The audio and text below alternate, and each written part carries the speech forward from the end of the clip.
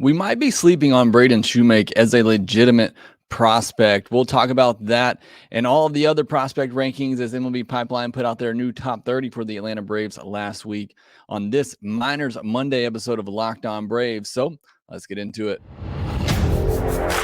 You are Locked On Braves, your daily Atlanta Braves podcast. Part of the Locked On Podcast Network, your team every day.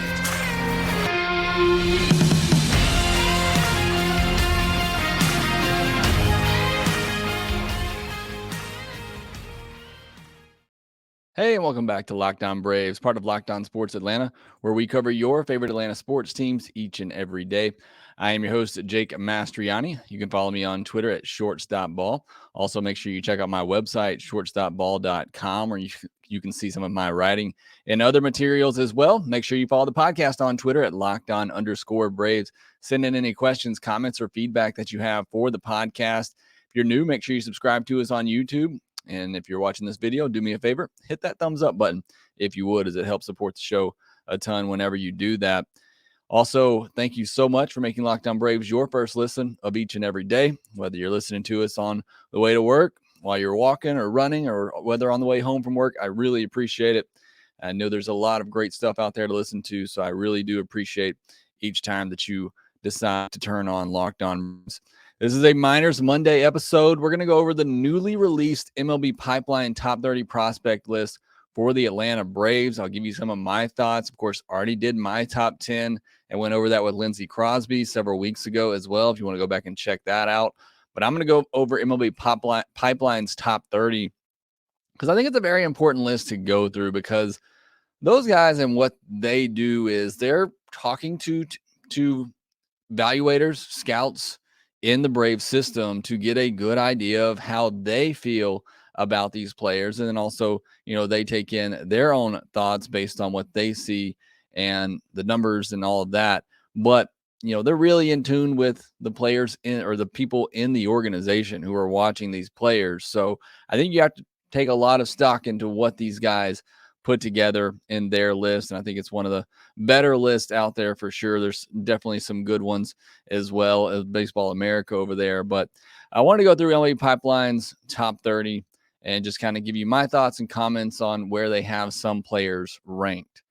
Now, looking at the top 10 for the Atlanta Braves, they have, the usual suspects that you would expect to see in their top 10.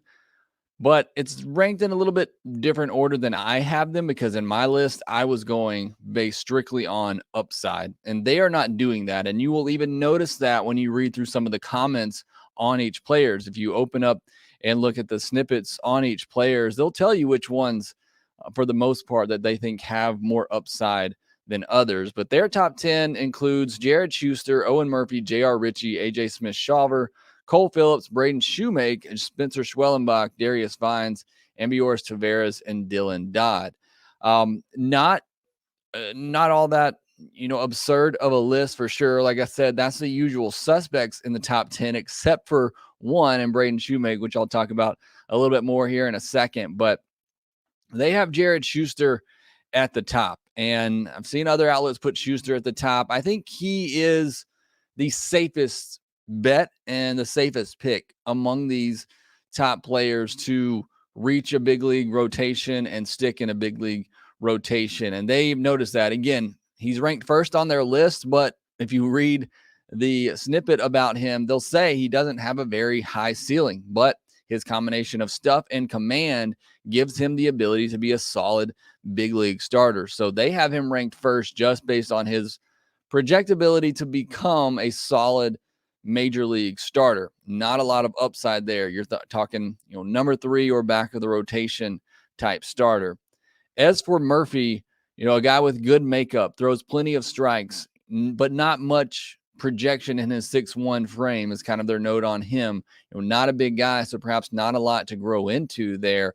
Same as for J.R. Ritchie, and I kind of view those two being a little bit the same. Good makeup, throw strikes, a lot of pitches, repeatable delivery, solid bet to be, a mid-rotation type of starter. And that's, kind of what my take on them was as well when I did my rankings. They got AJ Smith-Shawver 4th. That's who I had at the top of my list. And again, if you read through their write-up on him, they mention there's high upside, but it's high risk, high reward. A growing into a 6'3" frame with a big fastball that has some arm side run and still developing raw talent. But again, they admit high risk, high reward, high upside with AJ Smith-Shawver. Cole Phillips, they mentioned big fastball, a Nathan Eovaldi comp. Again, I like Cole Phillips a lot. I think he has the ability to become a top of the rotation type starter. But obviously having Tommy John, we got to see how he responds from that and how he comes back. I'm going to skip over Shewmake for a minute. They have Schwellenbach at 7. Again, upside here with him. We just haven't seen it because of the Tommy John. But somebody who they said has 3+ pitches that could throw for strikes before the injury. If he comes back from the injury fine and still able to do that, I think we're talking about somebody who would be more towards the top of this list and somebody who's a top of the rotation type arm. Little surprised they went with Darius Vines at 8. I like Darius Vines. I think he could be a solid starter, a good athlete, who can throw a lot, throws a lot at you, a lot of pitches that he can command. But they mentioned a chance to stick at the back of the rotation.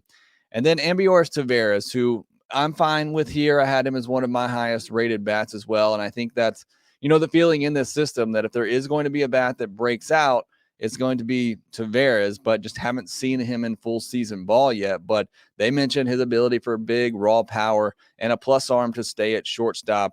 And then 10th on the list is a guy that's getting a lot of love in spring training already and has looked really good so far, and that's Dylan Dodd, and perhaps somebody that could move up this list by midseason if he's not already in the big leagues. But they mention him as a strike thrower with a repeatable delivery, which is something you hear on just about all of these Braves pitchers, which I think should tell you something. They're looking for guys who can throw strikes, guys who have an easy delivery that they can repeat. But they put Dodd ceiling at a number 4, number 5 type. I think there's perhaps chance for a little more that he could be a mid-rotation type of guy. That fastball that we've seen in spring training just has a ton of life on it. Now, the last one I want to go over here is Braden Shewmake, because he's somebody that hasn't been in my top 10 for the Braves for years now. He's somebody that I've mentioned on here for a while that I view as just strictly a utility player, and I still believe that. But they have enough confidence in him still to put him at 6th overall. And I get it. It's a Braves farm system that is shallow already.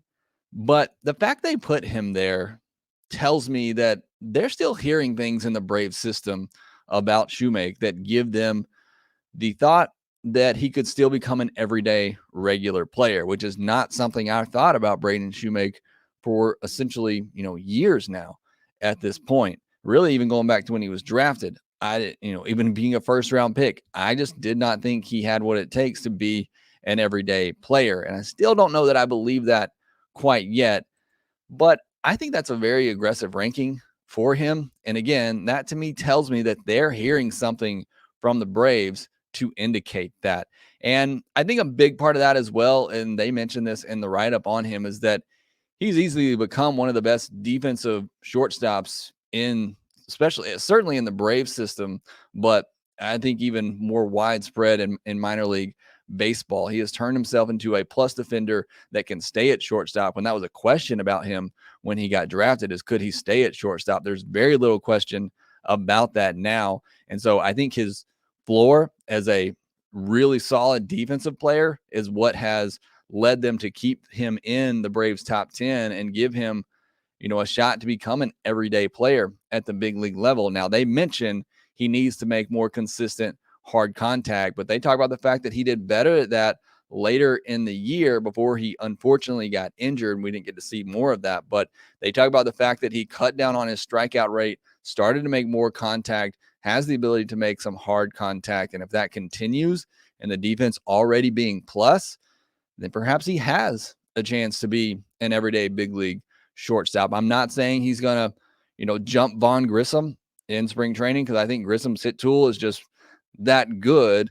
But, it could be a solid backup option, and perhaps we see him, push forward time on the bench in a utility type role and can back up Vaughn Grissom, or if Grissom were to get injured, then Shewmake could be a possibility there. So that to me was by far the most interesting part of these rankings, is the fact that they still have Shewmake in their top 10, and not just in the top 10, they have him ranked 6th overall. So I thought that was very telling from what they're hearing from the Braves about Braden Shewmake. And they mentioned that other teams have reached out to the Braves about Shewmake because of his strides defensively. So again, that to me, just overall in their top 30, that was my big takeaway. But there are some other very interesting rankings that they have further down in the top 30 that I want to talk to, including my favorite bat in the Braves system, who had a big jump in their rankings as well, and Ignacio Alvarez. We'll talk about him next.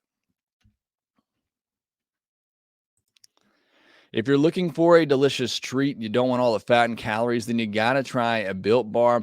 We just got through the holidays, and I know one of my goals was to eat healthier, and Built Bar is certainly helping me do that. But I don't just want to eat healthy and eat a bunch of stuff that tastes terrible. I want to eat healthy and eat something that I enjoy. And that's why I love Built Bars, because not only are they good for you, but they are so delicious, covered in 100% real chocolate. You got your cookies and cream, the peanut butter brownie, which are my favorite. Salted caramel is a good one as well. They got coconut out there for the coconut lovers, but these things taste amazing. It's just like eating a candy bar, except there's only 130 calories, 4 grams of sugar, and 17 grams of protein. And we've been telling you for a while how you can go to built.com to get yourself a box of these, but now you can go to Walmart and get yourself a 4-bar box, or go to Sam's Club and get yourself a 13-bar box. So however you want to go get your Built Bars, make sure that you go get yourself a box today. Getting into the rest of the top 30 for the Atlanta Braves from MLB Pipeline, you look at the rest of the guys on this list, and there is a pretty significant drop-off, but some players that I think have some upside. You see Victor Vodnik at 11, hasn't had a great spring training, but I've talked about him a lot as somebody that he can stay healthy, command his pitches. He has the ability to be a high-leverage setup guy in the future. Adam Meyer, a guy they just drafted who has some big upside as well. Cal Conley, who I think can be a solid utility player. Same for Luke Waddell, who's further down the list. Jesse Franklin, we've talked about as perhaps somebody, if he comes back from his injury this year and puts up some good numbers, that he's somebody that could perhaps be in the outfield mix here pretty soon. I've kind of lightly put a Jock Peterson type comp on him because of that left-handed power that he has, and he could be a solid platoon player from the left side with big power. I think that could be Jesse Franklin someday.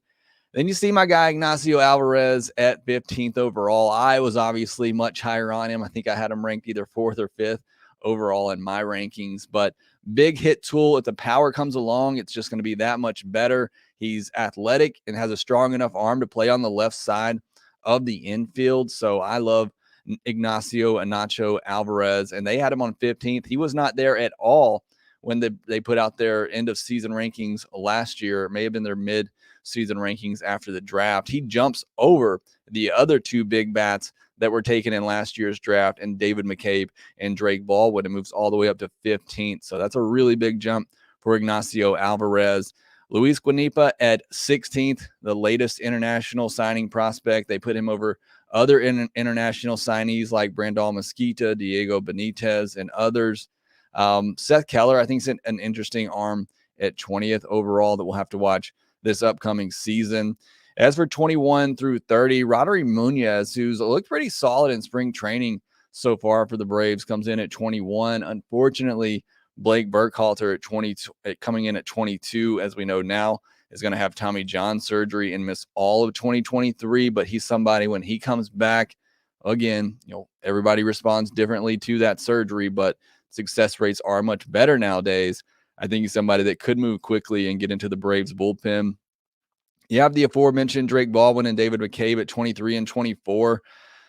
Look, the Braves need some bats to take off at the minor league level for sure. And I think Baldwin and McCabe can certainly do that. I'm looking forward to seeing them in this upcoming season, just what they can do as some college bats with a lot of experience that I think could move quickly if they get going at the lower levels. Baldwin, Braves thought enough of him. They brought him into camp. I know he got into a game the other day, hasn't played a lot, but at least somebody that's in camp, hopefully going to get some good experience from Sean Murphy and Travis d'Arnaud. Douglas Glott at 25, I think somebody who has some big potential. Adam Shoemaker, a guy they're bringing along slowly, but perhaps has some upside. And Tyler Tolby, a guy, another catcher we've seen in spring training, who I think has some power that's coming. He's solid behind the plate as well. I think he's going to give the Braves some good catching depth in the minor league system. But that's the top 30 from MLB Pipeline. Again, I think it's a pretty interesting list to look at. Certainly not the best top 30 the Braves have ever put out, but as we mentioned when I did my top 10, I think there are some guys in there with some really interesting upside. And again, just a big takeaway for me in all of this is Braden Shewmake being 6th overall. Perhaps I'm unjustly ranking him because I just view him as a utility player. I'd put him in the same category as Cal Conley, as Luke Waddell, as guys who I think could be solid bench utility type players, but not guys that I view as everyday options at the major league level. But again, if that hit tool comes around for Shewmake and the strides that he's made defensively, becoming the best defensive player, definitely the best defensive infielder in the system, then perhaps there's something there. And perhaps even if Vaughn Grissom takes over the shortstop job, then maybe Shewmake becomes a really solid trade chip if the Braves need to make an improvement in the outfield or somewhere else later this season. So certainly something to keep an eye on there. Braves regulars look ready to go in spring training, especially Acuna and Olsen at the top of the order, and Riley had a couple of big home runs over the weekend as well. I'll give you my weekend takeaways here next. These days, every new potential hire can feel like a high-stakes wager for your small business. You want to be 100% certain that you have success to the best qualified candidates available. That's why you need to check out LinkedIn Jobs. LinkedIn Jobs helps you find the right people for your team faster and for free. Just add your job in the purple hashtag hiring frame to your LinkedIn profile to spread the word that you're hiring. Simple tools like screening questions make it easy to focus on candidates with just the right skills and experience so you can quickly prioritize who you'd like to interview and hire. It's why small businesses rate LinkedIn Jobs #1 in delivering quality hires versus leading competitors. LinkedIn Jobs helps you find the qualified candidates you want to talk to faster. Post your job for free at linkedin.com/lockedonmlb. That's linkedin.com/lockedonmlb to post your job for free. Terms and conditions apply. And I want to thank all of you being patient for me if you're watching on YouTube as I try to work in these slides for you. I hope you're enjoying that. Let me know if you do enjoy this new slide feature that I've been using on YouTube here lately. If you're just listening on the audio, you don't have to worry about all the hiccups that I have as I've been trying to introduce these slides, but trying to make this obviously more interactive for the fans and the listeners as always.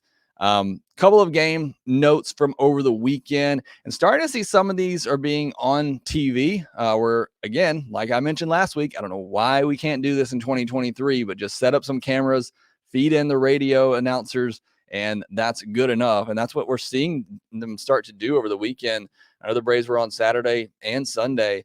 The Twins game on Saturday was on, and got to watch that one. The game Sunday against the Yankees was on as well. So hopefully that's something that they continue to do in spring training. Again, I don't know why we can't do that in 2023, but the main guys are ready to go. Acuna and Olsen especially have been hot all spring. We've seen Riley heat up over the weekend with some massive home run shots.